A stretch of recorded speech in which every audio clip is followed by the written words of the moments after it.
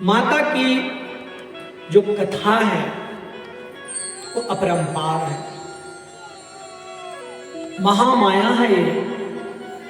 और महामाया सर्वव्यापिनी है ये,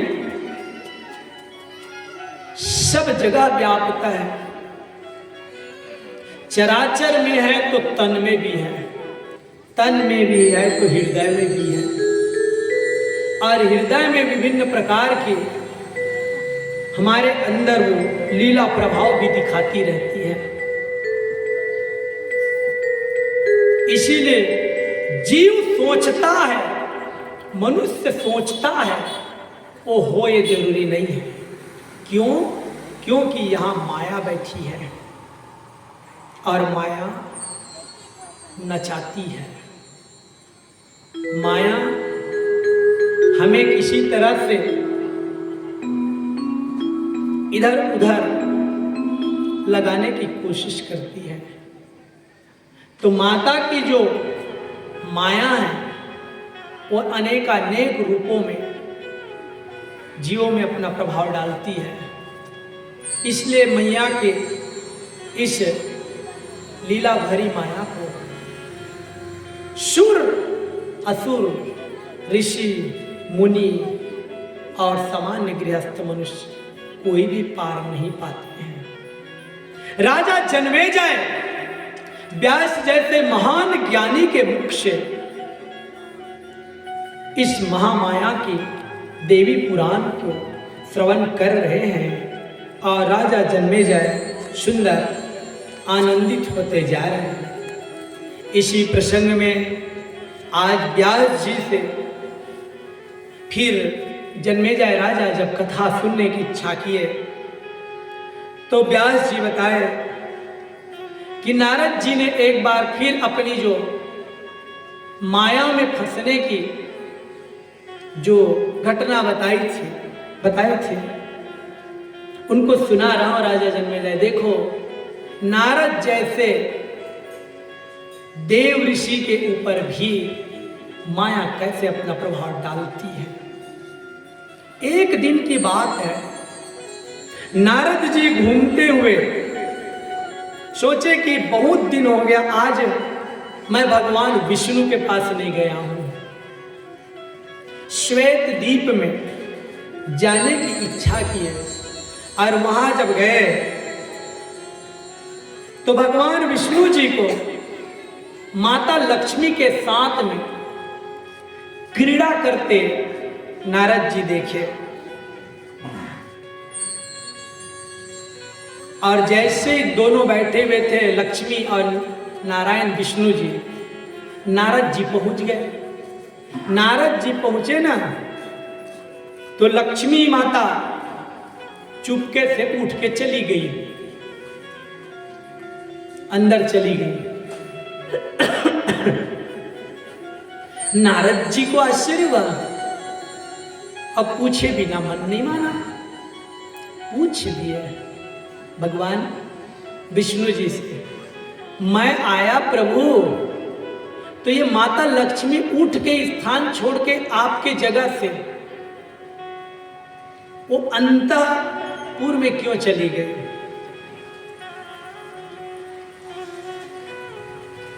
तो कई प्रकार से मन में तो भावनाएं आती है ना। अपने ही घर की बात सोचो, आप अपने परिवार के साथ में बैठे हो और कोई अचानक आ जाए। अब वो आने वाला अनजान भी हो सकता है और जान पहचान का भी हो सकता है, एकदम नजदीकी रिश्तेदार भी हो सकते हैं और दूर के भी हो सकते हैं।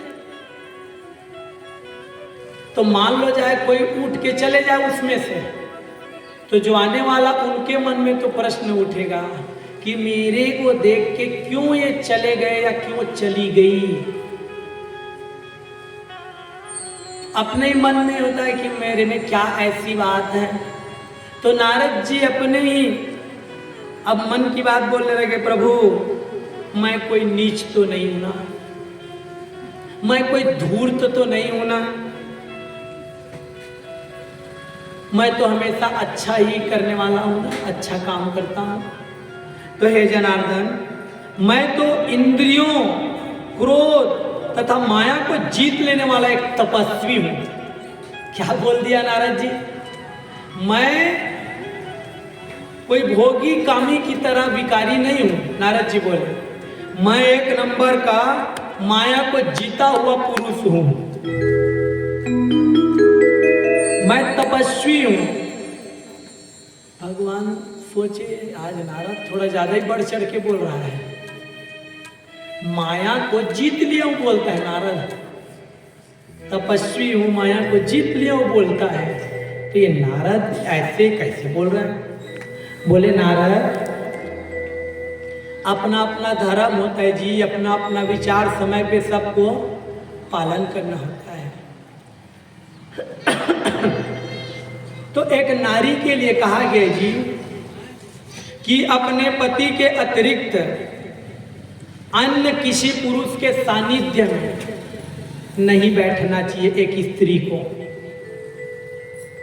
जब तक के कोई विषम परिस्थिति, कोई व्यवस्था ना आ जाए, तब तक के स्त्री को किसी भी तरह से किसी पराये पुरुष का स्पर्श भी नहीं करना चाहिए।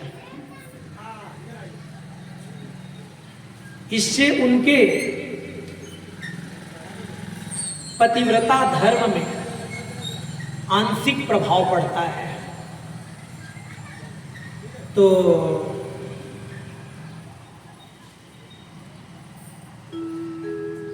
यहां तक के वो अपने घर का ही कोई सदस्य क्यों ना हो, या अपने जान पहचान के क्यों ना हो। जिस समय हनुमान जी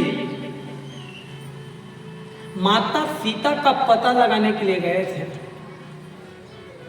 तो हनुमान जी जब देखे ना माता सीता की हालत को, उनसे सहन नहीं हुआ। राक्षसियों के बीच में और उनके द्वारा होते कठोर व्यवहार को हनुमान जी बोले, मां मैं आपका पुत्र हनुमान हूं,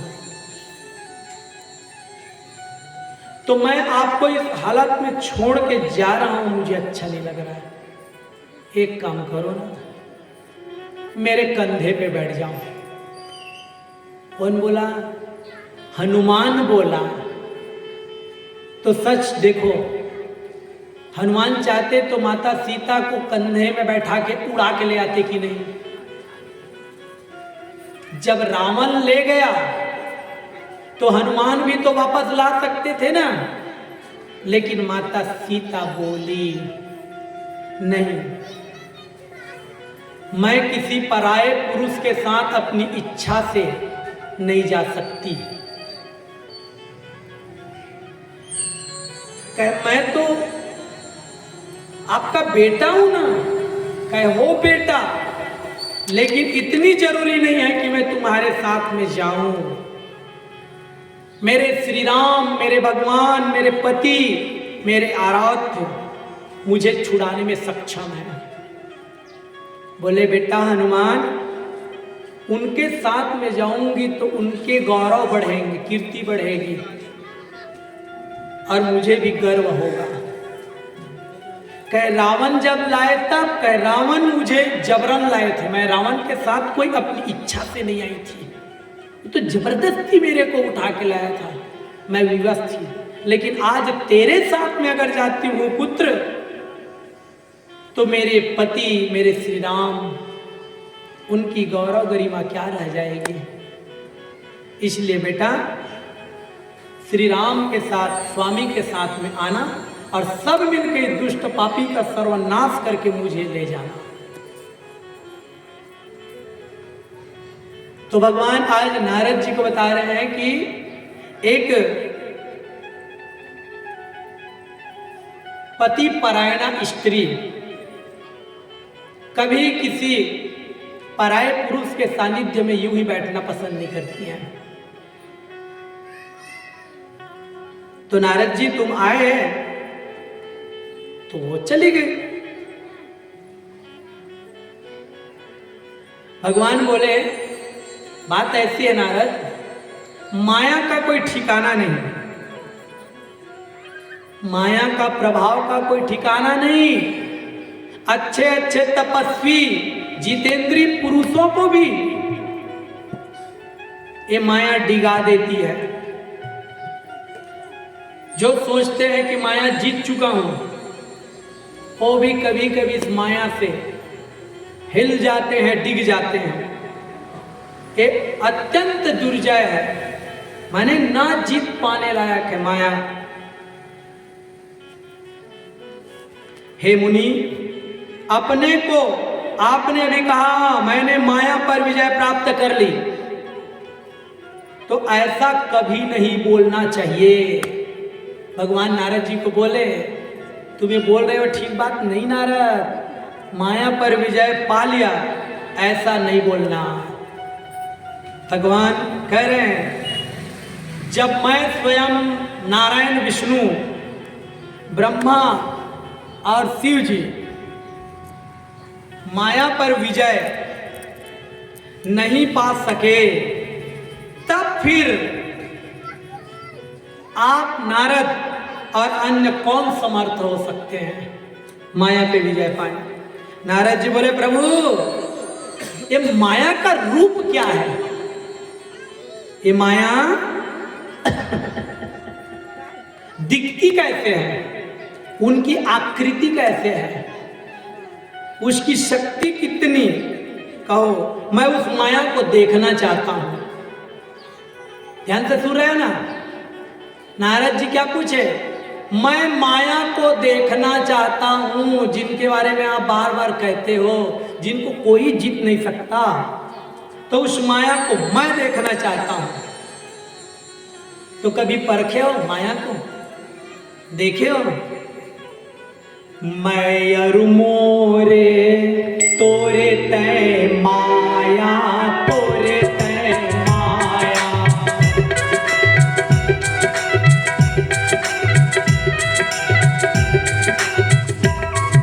मैं अरु मोरे तोरे तय माया, तोरे तय माया।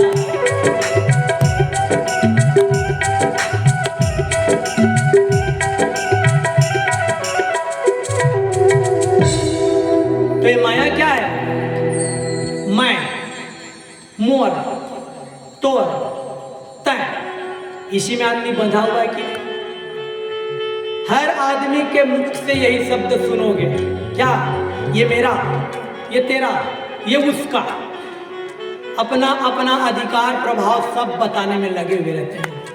यही तो माया है। बोले माया से दूर कोई नहीं है, ये संसार तो माया से ही बनी है नारद।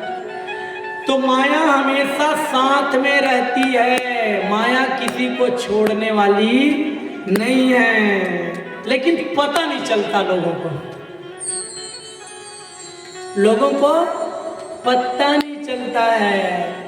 आभास करने वाला कर लिया तो कर लिया, नहीं तो माया स्पष्ट किसी को दिखती नहीं है। किस तरह से?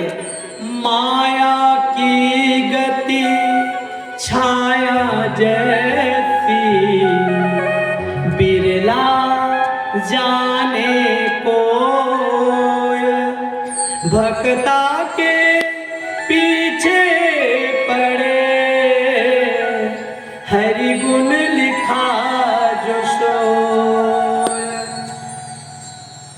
कहे प्रभु ये बताने में उतना नहीं जच रहा है, दिखाना माया कैसी है। नारद जी गए दिखाओ ना, भगवान बोले चल दिखाता हूं तेरे को, बैठो। भगवान बोले गरुड़ जल्दी आ, गरुड़ आया, गरुड़ पे बैठाए नारद को भगवान और बैकुंठ से प्रस्थान किए।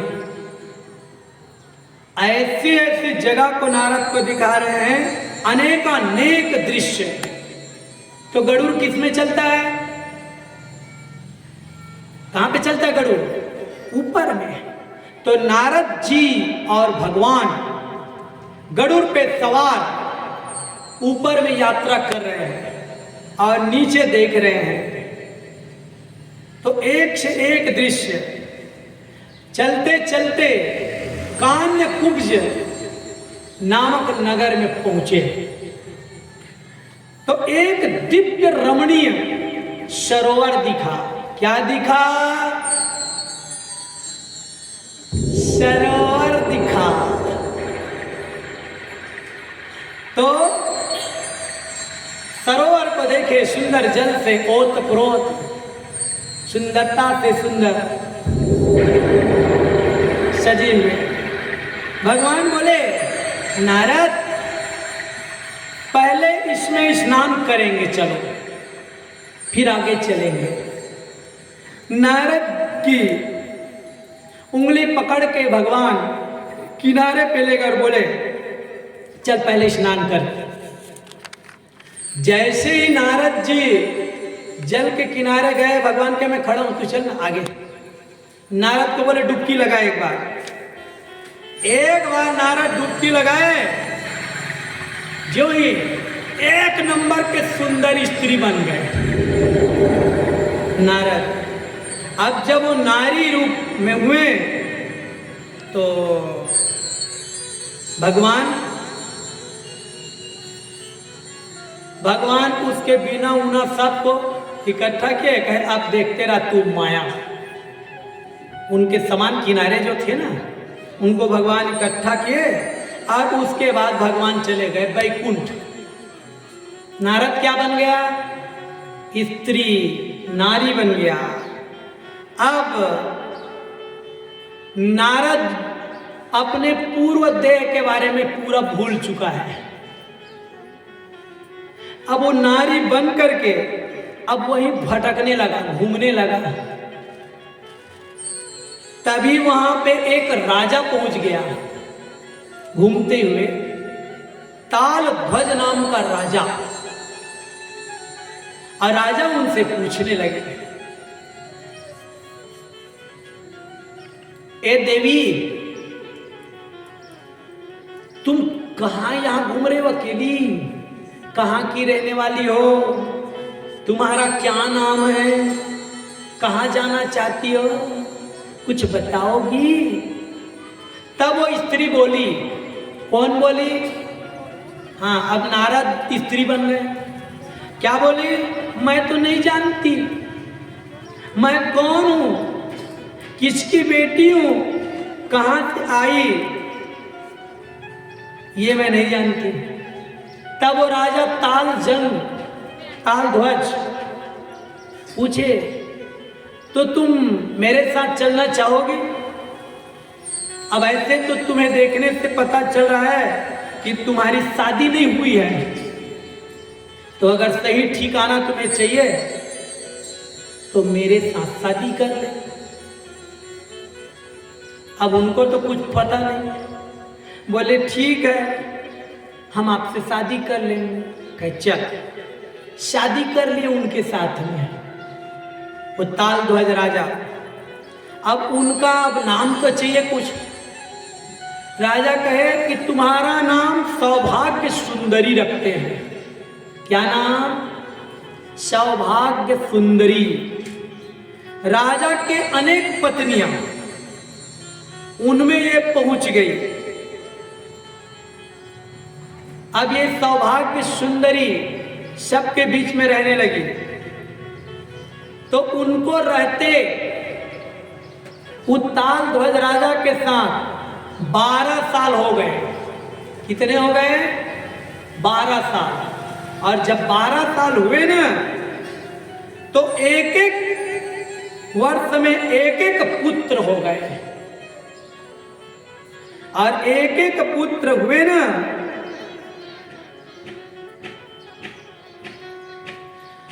तो देखे कि वीरवर्मा नाम का एक पुत्र, 2 वर्ष बाद फिर एक पुत्र जिनका नाम सुधनवा, और इस प्रकार से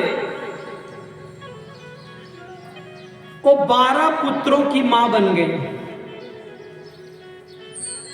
अब धीरे धीरे पुत्र बड़े हो गए, पुत्र बड़े हुए, पुत्रों की शादी हो गई, बहुएं आई, नाती हो गए, नाती के शादी हो गए, पंथी हो गए।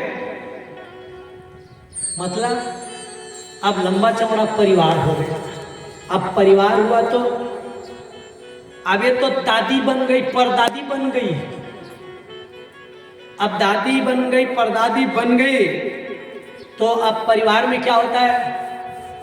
एक बोल रहे हैं पापा मम्मी जूता नहीं है स्कूल जाने के लिए, एक बोले साइकिल नहीं है, कोई बोले टिफिन नहीं है। परिवार की आवश्यकताएं जब संख्या बढ़ती है तो फिर मांग भी तो बढ़ते हैं ना। कोई कुछ मांग रहा है, कोई कुछ मांग रहा है। बस कभी देखे कोई स्कूल जा रहा है तो कोई कहता है नहीं जाने वाले, बीमार हूं मैं।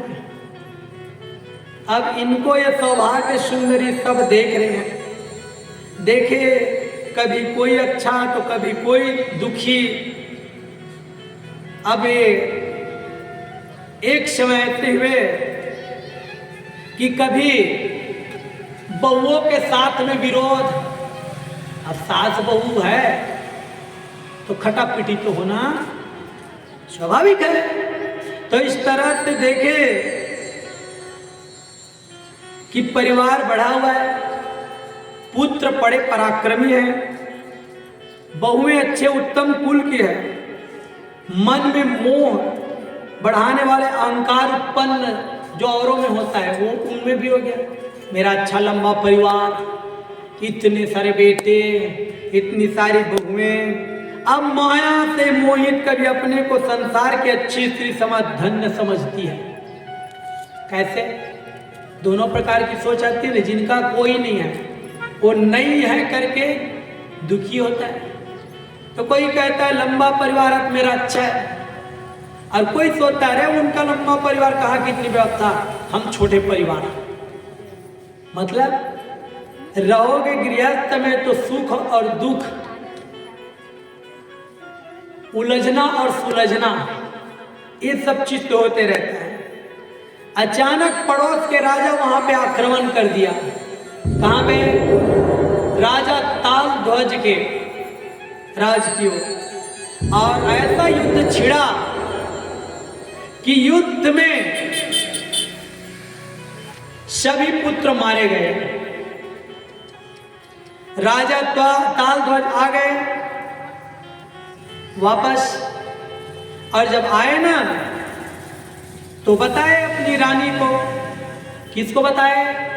वो सौभाग्य सुंदरी को, कि इतना घोर घमासान युद्ध हुआ कि हमारे सभी बेटे मारे गए। इतनी रोई, हाय मेरे बेटे। इतना लालन पालन करके मैं इनको बड़ी की, परिवार बसाई, शादी कराई, और आज ये मारे गए। मैं उनको देखूंगी, मैं उनके पास जाऊंगी। ओ सौभाग्य सुंदरी रानी रोती रोती युद्ध क्षेत्र में चली गई, और युद्ध क्षेत्र में गई तो मरे हुए अपने पुत्र पौत्र को देख करके बिलक बिलक के रोने लगी।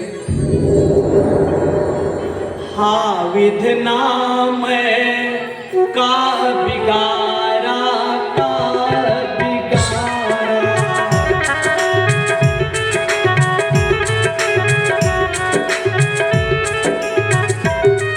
हाँ विधना मैं का बिगारा, का बिगारा।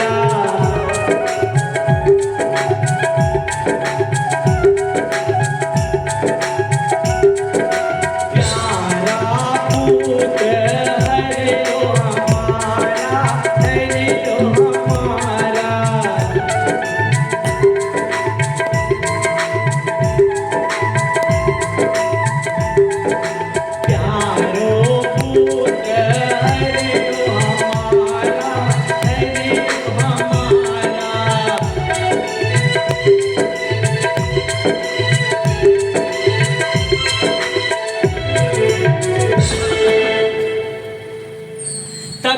एक ब्राह्मण रूप आए,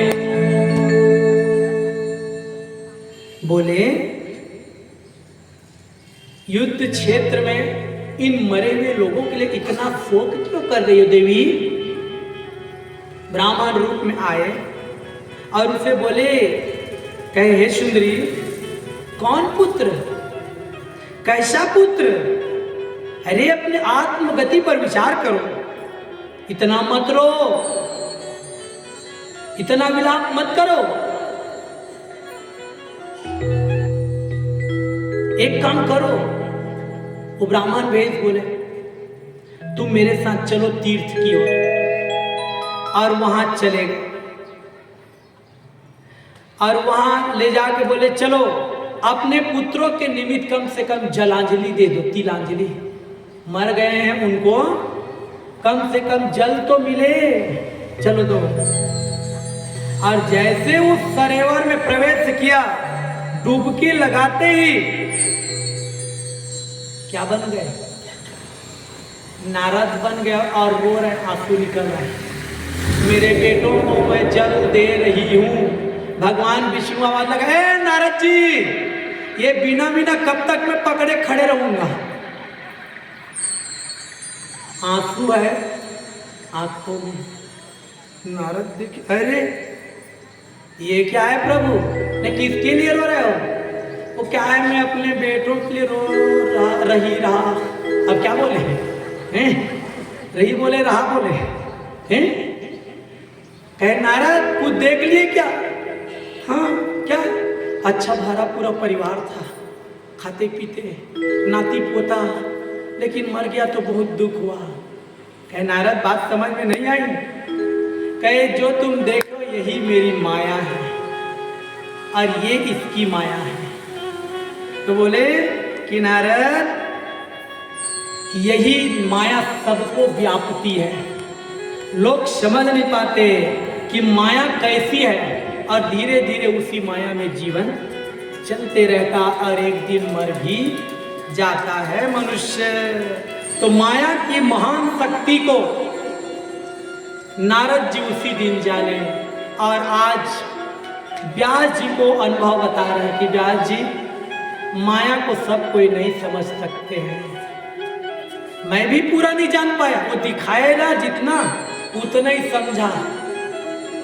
बस डुबकी लगाया तो माया दिखी, डुबकी लगाया तो माया ढक गई। तो यही है, जब तक के लोग भगवान की कथा आनंद सागर में डुबकी नहीं लगाए हैं, तब तक के उनको माया का आभास नहीं होता है। सब कहते हैं धन अच्छा, बेटा अच्छा, बेटी अच्छी, धंधा अच्छे, कारोबार अच्छे, मेरा शरीर अच्छा, मेरे कपड़े अच्छे, पता है ना, मैं और मोर तोर तय माया। और जिस दिन वो भगवती की कथा में मन लगा ले, माता रानी की कथा में मन लगा ले ना, तब पता चलता है कि वास्तव में वो सब तो मोहिनी माया है, स्वजन मोहिनी माया है, परजन मोहिनी माया है, सब मोह में जीने वाली वो माया है। लेकिन असली माया कौन? महामाया। असली माया कौन? महामाया। इससे बढ़कर के और कोई नहीं है। तो याद रखो, संसार एक सागर की तरह है। संसार एक सागर है, सरोवर है, और इसमें हम सब डूब के मर जाएंगे। अगर हम कुछ नहीं करेंगे तो बस डूब के यूं ही मर जाएंगे। तो डूब के मरना नहीं है, जैसे भी करके संसार सागर को हमें तरना है, पार होना है, और इनके लिए और कोई उपाय नहीं है। सत्संग, भजन, कथा, यही हमको पार कराने वाली है। तो उसी को हमें विनती करना है कि अम्बे मैया मेरी नैया उस पार लगा देना। हे अम्बे मैया मेरी नैया उस पार लगा देना। शरण पड़ना जानो। जब हमें नदी पार होना रहता है तो हम किनारे में जाते हैं, है ना, और नाव चलाने वाले को कहते हैं ना कि चल अब नैया उस पार लगा।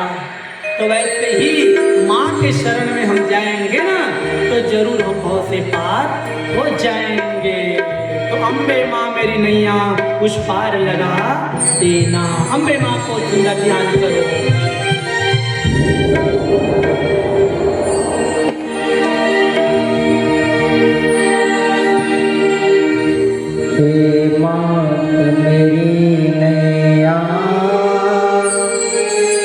उस पार लगा देना।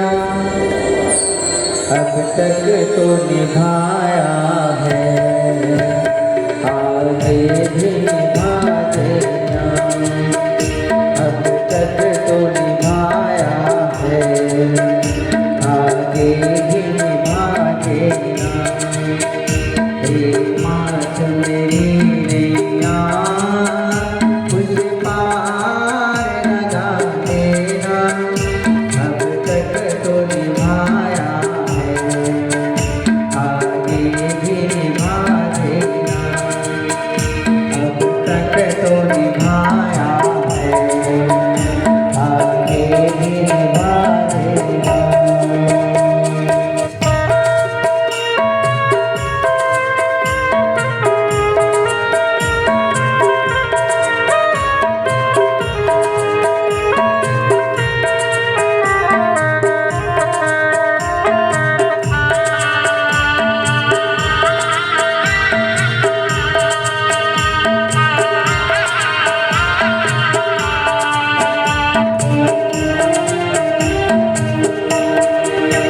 हम दीन दुखी निर्बल, नित नाम रहे प्रतिपल। यह सोच दरस दोगे मैया आज नहीं तो कल। जो बाग लगाया है फूलों से सजा देना। अब तक तो निभाया है, आगे भी निभा देना। अब तक तो निभाया है, आगे भी निभा देना।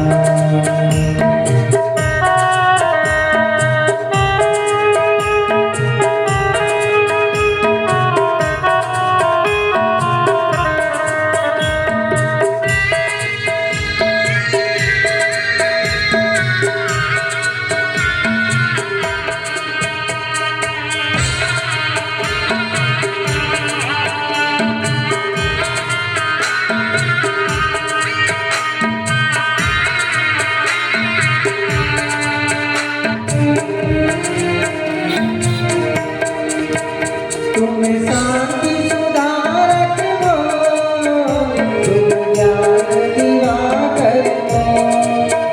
भगवान से चुने मोती, तुम मान सरोवर हो।